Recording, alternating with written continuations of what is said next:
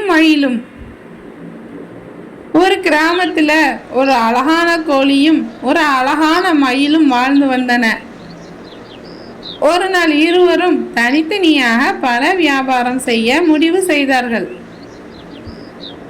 மயில் சொன்னது, என் கடையில்தான் அதிக பழங்கள் விற்கும்.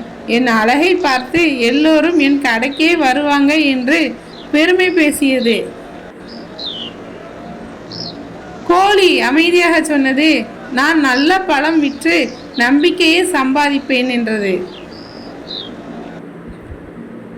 அடுத்த நாள் இருவரும் கடையை திறந்தனர். மயில் தனது கடையை அழகாக அலங்கரித்தது. வண்ணமயமான பலகைகள், அழகான ஏற்பாடுகள் என்று எல்லாம் பிரம்மாண்டமாக இருந்தது. கோழி எளிமையாக இருந்தாலும் புதியதும் இனிப்பானதுமான பழங்களை மட்டும் விற்றது. முதல் நாள் மயிலின் கடைக்கு அதிகம் பேர் வந்தார்கள். ஆனால் சில பழங்கள் பழையதாக இருந்ததால் வாடிக்கையாளர்களுக்கு திருப்தியாக இல்லை. கோழியின் கடைக்கு குறைவான பேர் வந்தாலும் வாங்கியவர்கள் எல்லோரும் மகிழ்ச்சியாக போனார்கள். அவர்கள் மறுநாளும் நண்பர்களை கூட்டிக் கொண்டு வந்து பழங்களை வாங்கினார்கள். சில நாட்களில் நிலைமையே மாறியது. மயிலின் கடை வெறிச்சோடியது. கோழியின் கடை கூட்டம் அலைமோதியது.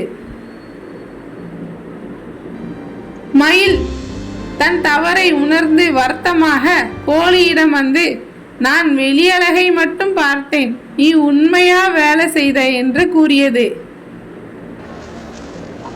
கோழி சிரித்து கொண்டே, வியாபாரத்துக்கு நம்பிக்கையும் தரமான பொருளும் தான் முக்கியம் என்று கூறியது. அதன் பிறகு மயில் கோழியிடம் கற்றுக்கொண்டு நல்ல வியாபாரியாக மாறியது. இருவரும் நல்ல முறையில் வியாபாரம் செய்து லாபம் பெற்றனர்.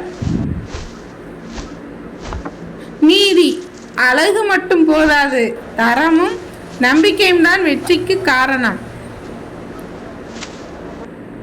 இந்த கதை பிடித்திருந்தால் லைக் பண்ணுங்க. இது போன்ற மேலும் புதிய புதிய கதைகள் கேட்க நம்ம சேனலை சப்ஸ்கிரைப் பண்ணுங்க.